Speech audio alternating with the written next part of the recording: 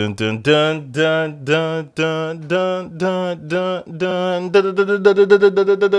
dun. How you doing? Hello, everybody. So today we're going to be talking about the April season cards. Just my thoughts on them. I haven't really talked about them, and we do have a lot of interesting cards. They recently got buffed in the data mine, so looks like they're going to be a little bit stronger than initially interpreted. But we're going to look through it, what my thoughts are, and which ones I think jump out to me as being like good or something to pick up. Let's get started. So we're going to go right into it. We do have, it ends up being what, 6 cards? Is it 5 or 6? It should be 1, 2, 3, 4, 5, 6. Yeah, it ends up being 6 cards per season, right? Because you have the season pass, then you have one every month, and it seems to rotate from 4 to 5. I guess it just depends on how long the months are, but we do have 5 cards on top of the season pass, so quite a large amount of cards to discuss here. We're just going to go through them one by one. Definitely starting off with the season pass card. So the first one we do have is Baron Zemo. So he's a 3/5. He used to be a 3/4, but he got buffed to a 3/5. When on reveal, recruit the lowest cost card from your opponent's deck to your side of the location. So this is a season pass card. They definitely want it to be strong, in my opinion, right? Just looking at some of the recents, because I would say that Black Swan, not strong, right? 3/5, right, but not good in my opinion. I just feel like 1 costs are kind of hard to play.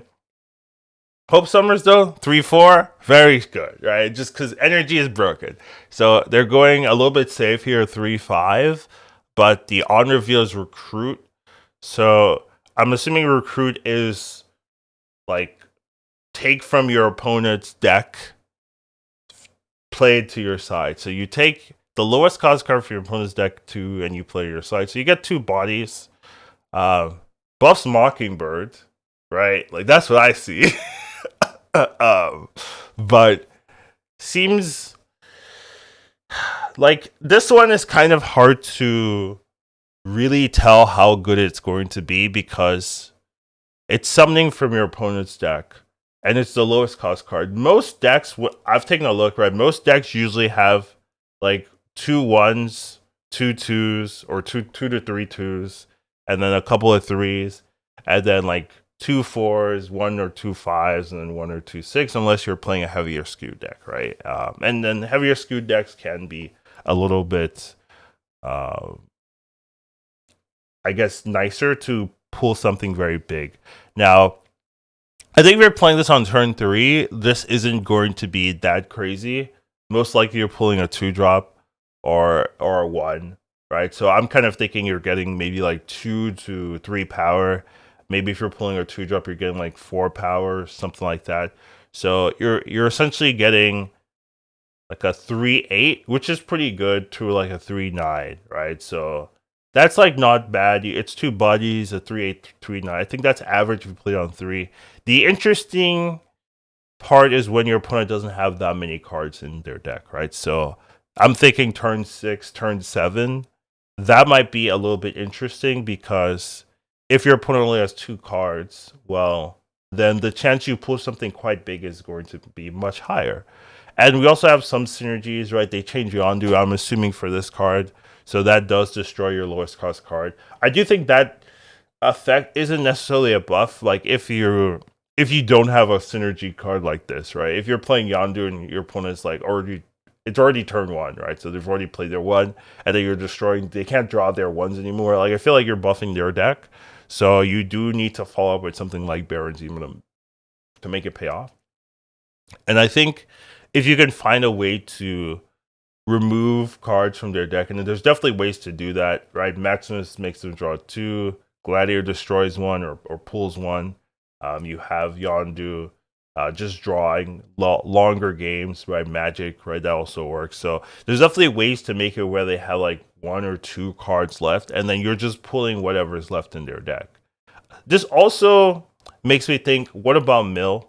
Right? Mill right now is not good, in my opinion, because you don't have enough activators and the cards you're playing aren't that strong anyways. But I think if you add Baron Zemo, that might be enough of a pool to start working with mill.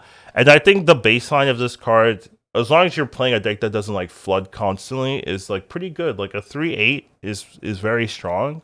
It's not always going to be a 3/8, but there's a good chance you're getting 3 power. I think that's not unreasonable. 2 is maybe also very likely, but I do think that's not unreasonable. So this just seems like a powerful card if you want to just add some randomness to the opponent's deck. You know, and you're pulling stuff. Maybe you pull something important. Maybe you pull their Black Knight. Like that might be worth it. Though that means like they didn't draw Black Knight turn 1, turn 2, so maybe they're already in trouble. So you know, it is iffy, right? Since usually they have their game plan by that time, but it does seem like a playable card. Does it seem like broken? Does it seem Hope Summers levels? No. It seems better than Black Swan though to me. So I do think it's playable. I think this is a card you might try. I don't know if this is going to dictate the meta, but it is interesting. I want to mention some weaknesses in my head, like Thanos. I guess, I mean, I feel like, yeah, I would say Thanos, like playing into Thanos is a weakness because, like, the stones aren't that bad, but they're not that good. I guess, like, if you draw, like, the 1/1 stone or, like, Soul Stone, right? Like, it's a 3/6 minus, like, Soul Stone's actually kind of good. And I guess a lot of the stones draw you a card. So it's like 3/5 draw a card. Like, that's actually not, I mean, 3/6 draw a card, that's not bad. And if you get like the 1/3, it's a 3/8, which is fine. So even the Thanos stones aren't that bad. I guess maybe if you're playing like into bounce, but bounce isn't popular. It seems, I mean, this seems like it could definitely be better into some particular metas where if people are playing very big cards, and I guess Hope Summers kind of created that a little bit. Though people have Kitty, right? Kitty would be bad. Yeah, you pull Kitty. Yeah, there's definitely some bad hits, right? So it does seem a little meta dependent because you play this, you pull Kitty was back to your hand, and you're just like, I played a 3/5. So there's definitely some low rolls. So I'm not super sold on this being like crazy strong, but it does seem interesting, and you can build around it with Yondu, with Gladiator, stuff like that. You can definitely do some things to make it feel better. And the high rolls are also pretty good. If you pull like, if they only have one card in their deck and it's their 6 drop or their 5 drop, like you pull what's it called? Any 5 drop really. Like that's gonna be pretty good. So it's very variable, very swingy, but it does seem interesting to try. I'll definitely seems like something I want to try out and see what's pretty good. So yeah, I'm not like super sold on it, but I'm interested to play with the card and see how good it actually performs into the metagame. Next up, we have Red Hulk. So this card is big. Like that's my initial impression. This is a big card. So it's a 6/11. It used to be a 6/10, right? And they buffed it to 6/11. That's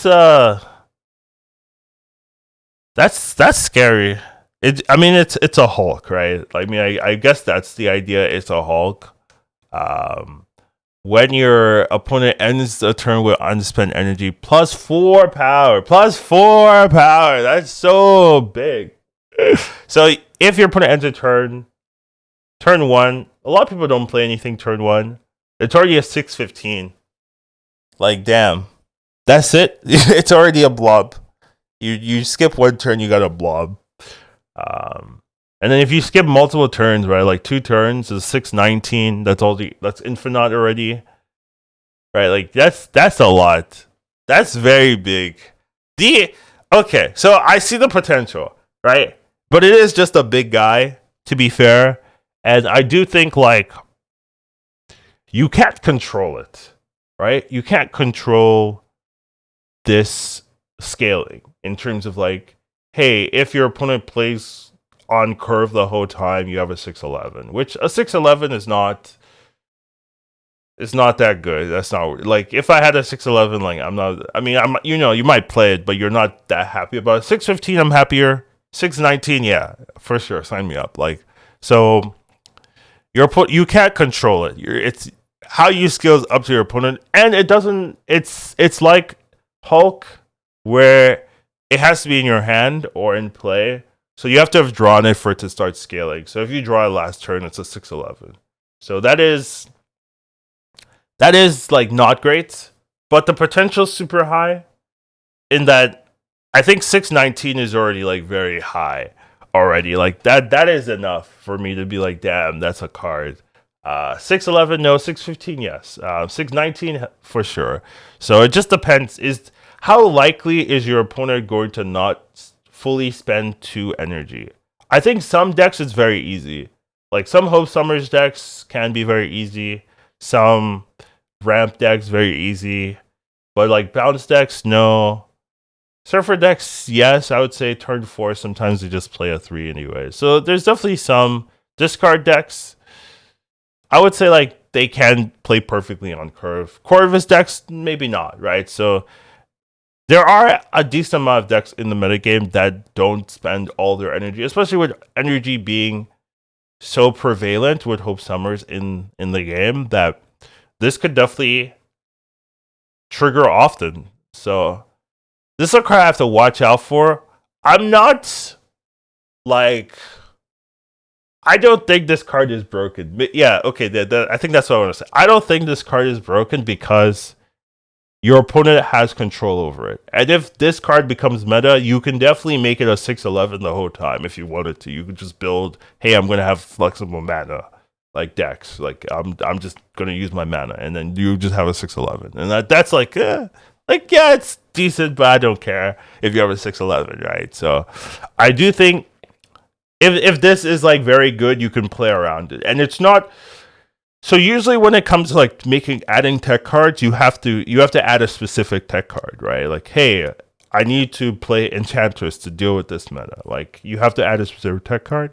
Here it's like I just need to make sure my deck is flexible. It's like makes sense mana wise. Like it's not like you have to build completely differently or add a weird card. You just have to make sure that you have the right amount of mana generally per turn. Like you have a flexible deck.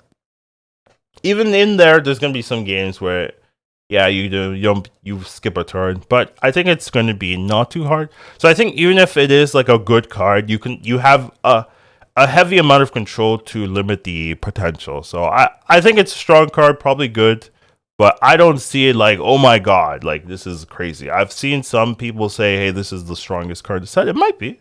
I mean, it might be, but I'm not like super sold on like just being omega crazy or anything like that.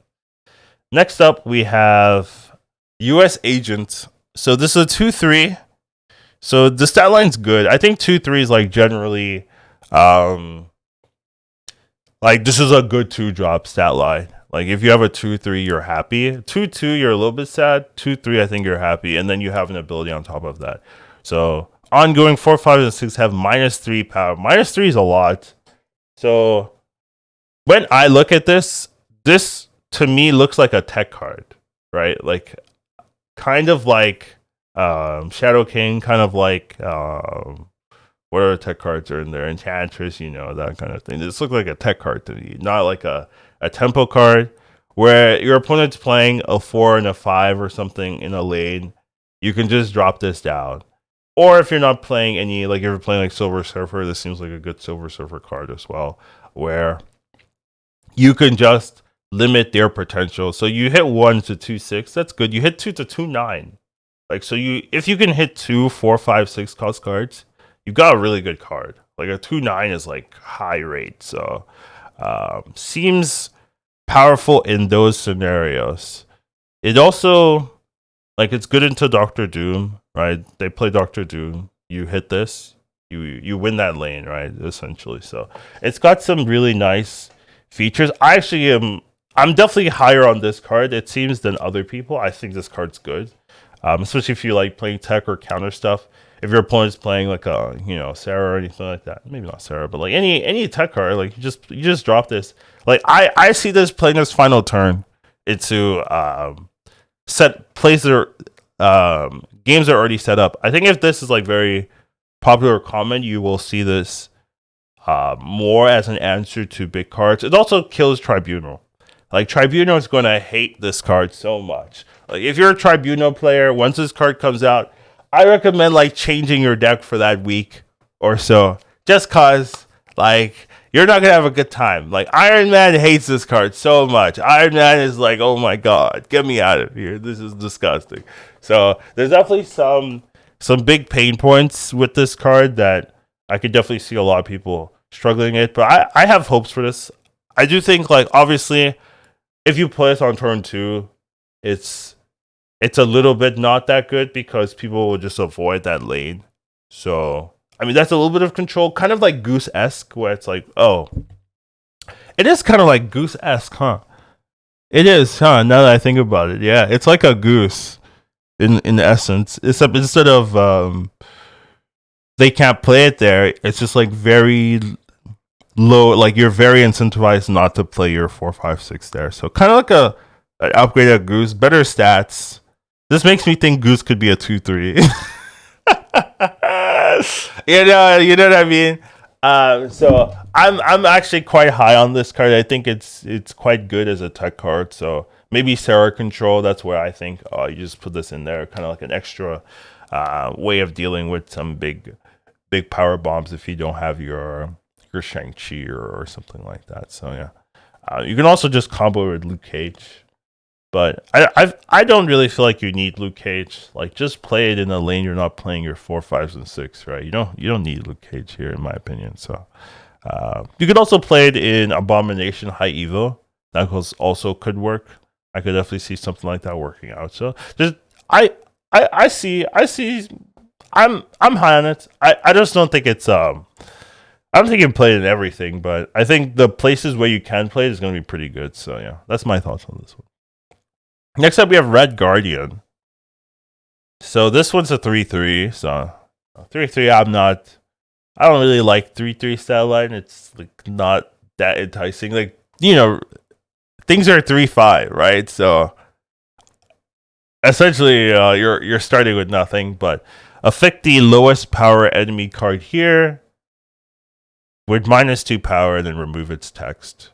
So it's kind of like a 3-5, and then you remove the text of the lowest power enemy card.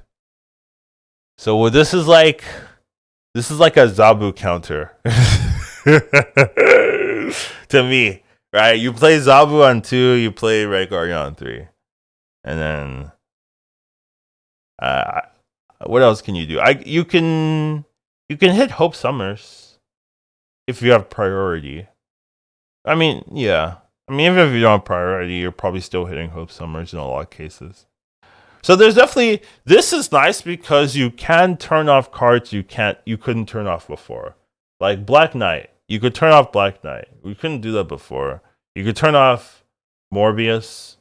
You could turn off, what other good like targets are? There's probably like other good little targets. Any ongoing. Iron Man, of course. Iron Man is not happy this month. Things like that. You can turn off cards that you couldn't turn off before. So it's like a new answer to some specific like meta game cards. So that's kind of nice. I'm kind of looking at it as a 3-5. Remove the text of the lowest power enemy card. Like, not bad. Not bad. Once again, this reminds me of Sarah Control. Sarah Control is getting like a lot of like tools here if you want to play it. Yeah, I mean, I think it's good to have more tech options, right? Like, this doesn't have to be the craziest card, but probably good into the archetypes of the metas that are really, really using these low cost scaling or low power scaling cards, right? So seems like good tech in those scenarios, but maybe not a card you need to be playing in every deck, or a card like if you're not a big tech counter guy, like you're not really going to care too much about this. So maybe it's good. I'm not as, I think it can be good, right? Like, but it depends on the meta. This is meta specific. Like if the meta is all Black Knights, and I mean the meta is Hope Summers, if the meta is all Zabu, Hope Summers, Black Knight, like, which it has been for a little bit, like, this can be a good answer. So yeah, I'm down, but it is a 3-5 if you don't hit anything very good. So it's it's a 3-5, which is okay, but not like crazy. So yeah, definitely Definitely a cool card. Probably good for the meta, but in terms of like, does everyone need to have this? Probably not. Next up, we have White Widow. Yeah, White Widow. This is the card I was most scared of, but they nerfed it heavily. It used to be the Widow's Kiss used to be -1 for every other. It was a -1 with give all the other cards in that lane -1, like crazy strong. They've changed it to just a 0/0 with -4 if you but disable if it has a side if the side of your location is full. So I still think this is pretty good, even with the nerf to the Widow's Kiss, just because giving your opponent like it's Viper, right? It's a one card Viper, though the card you're giving is worse, but it's more consistent, right? Like Viper had better stats, sure, and it was Hood Viper, right? Sure, but this is one card. You're never gonna not have Hood Viper if you have White Widow. It's just like here's White Widow, and there are some locations that are just very good with this, right? Space Stone, any cloning locations, any battle cry locations, any location that closes off early, right? You could just drop this in and boom. It then like if your opponent doesn't fill the lane, it's a 2/6, which is decent. If your opponent does fill a lane, it's a rock. So you're either giving them a -4 or a rock. I feel in most cases you're giving your opponent a rock. So think about it. It's a 2/2. Give your opponent a rock. Like I guess that's not that crazy, but I think giving your opponent stuff is just a very powerful thing to be able to do. So I still think this is pretty good.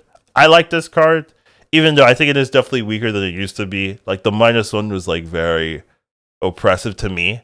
This one I think is definitely less oppressive, but still a card I think could cause potential. This is like my type of card for sure. Like this is definitely my type of card. So I'm definitely down to try it and see how it goes. So maybe the card I'm the most excited for, but that's that's me, right? I don't think everyone else is like, oh my god, give your opponent a rock. Oh my god, that's insane. We have debris, but but still, I hear you. I hear it. And then last, I believe we have Valentina. So this is a 2/3. Once again, they buffed this card. It used to be a 2/2, but I see it. So it adds a random 6 cost to your hand. But you give it -2 cost, -3 power. That could be very good. There's a lot of good. So essentially, you're getting a 4 cost 6 drop with -3 power, and there's a decent amount of like good hits. You can definitely get. You can get Infinite, right? Like you just skip turn 3. You play turn 4, Infinite 17 power. Yeah, for sure. Doctor Doom is 12 power. Magneto's a 4/9. A 4/9 is good-ish. I mean, yeah, it's okay. Light's negative. -1. You'd still play it because it's a 4 cost, right? So if you could play a 2 cost, you could make it up. So you definitely still play Eliath. What else is pretty good? Blob is perfectly fine, right? Like so, Blob doesn't even care. So there's definitely some good hits with this card. This card seems very good if you have a 2. If you have a free spot on 4, like you're not playing a ton of 4s, you could just play Valentina and you have something to 2 on 4. This is also a Loki card, like crazy. This is a crazy Loki card, because hear me out. Quinjet, Valentina, 3 cost 6 drop. Like that's gonna happen for sure. Like that is absolutely going to be something Lokis are going to be like, oh my god, we've found the combo, right? Like that's going to be very powerful. So I just see this card seeing play. This might be like one of the stronger cards that so far that we've seen here, in my opinion. So there's definitely some downside. Sometimes you're not gonna sometimes you're gonna have things better do on 4. Like that's gonna happen for sure. Like yeah, you're gonna get some random 6 drop that you don't want to play, right? So Sometimes you're just going to be playing a 2-3. But I think a 2-3 is not bad stat line to have as a base, right? Compared to if this was a 2-2, I think if this was a 2-2, you're actively paying to play this card, right? Like, oh, I'm playing a 2-2, and you know sometimes I don't get the payoff. Kind of like a Zabu, where you play Zabu, it's a 2-2, but you know your deck is built around that. Here it's like you play this, but sometimes you just get nothing that you can play. So as a 2-3, at least you could just throw it out. Like here we go, maybe a high roll. So definitely think it's much safer to play as a 2-3 compared to a 2-2. So I do think this will see play. Even in non-Zabu decks, I mean not Zabu, non-Loki decks, I just think Loki has the best flow where it's like Quinjet, Valentina, 3 cost 6. Like that's crazy flow.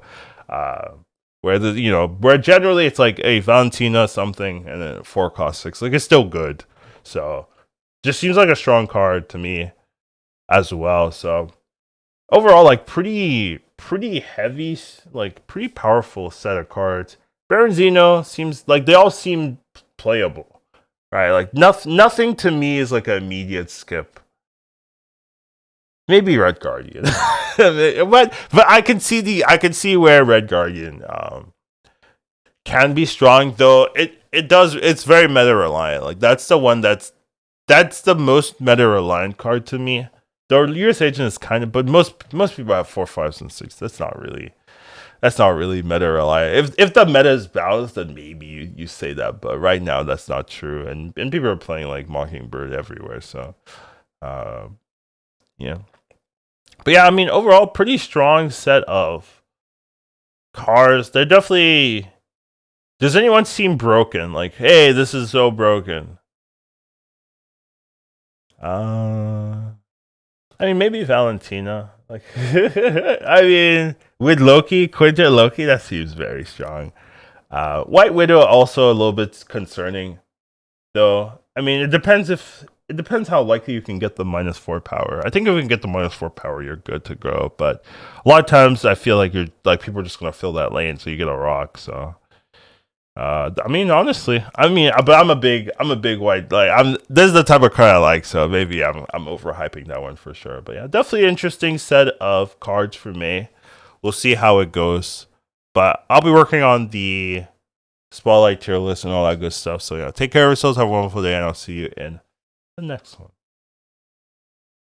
Educated Colin Snap. Once you watch him, you won't go back. He'll teach you to marvel snap. Your skills will be improving. How you do when you'll hit infinity and won't go back.